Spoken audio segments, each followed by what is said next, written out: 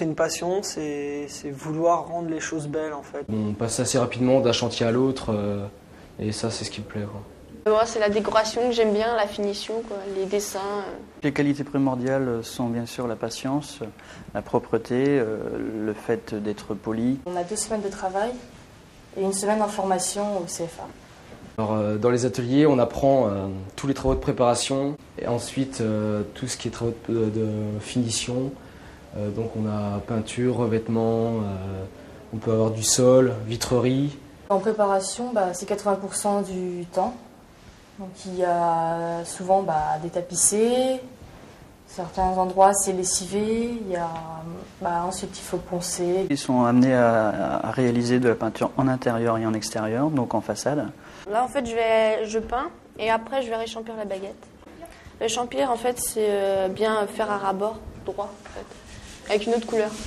C'est difficile de réchampir parce qu'il ne faut pas être tremblé de trop et il ne faut surtout pas en mettre sur les baguettes qui sont à côté. En mettant du jaune et du bleu, tu risques d'avoir un vert qui va être très fort. Donc pour l'atténuer un petit peu, il serait bon que tu mettes de la terre d'ombre.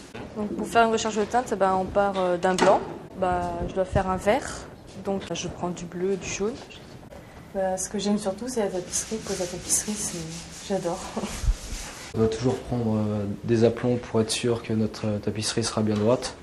J'ai tout d'abord pris donc la mesure du plafond jusqu'où je vais remettre le papier. Je prends mon papier, je le replie sur lui-même et je coupe celui-ci. On a de plus en plus de nouveaux produits auxquels il faut bien sûr s'adapter. Donc pour la peinture décorative, pour avoir le même effet qu'ici, on va utiliser donc un produit qui est une sorte de glacis qui est très liquide. On va utiliser un spalter. La difficulté, c'est toujours d'avoir un geste identique. En dessin d'art, nous apprenons surtout le mélange des couleurs, apprendre à restituer des couleurs sur des dessins qui vont être en noir et blanc. Et nous travaillons aussi sur des lectures de plans et des perspectives en fait. Mais l'esthétique n'est pas tout, le côté technique également est très important. Au niveau des cours de technologie, c'est un petit peu du travail par rapport au support, les différents types de revêtements, les caractéristiques par rapport à la pose et la réalisation. Et enfin, tout ce qui concerne la sécurité bâtiment, bien sûr. Après mon CAP, en fait, je voudrais aller en bac ou en BP. Puis après, je voudrais aller en MC Déco pour pouvoir faire les trompe-l'œil, les enduits, plus de dessins.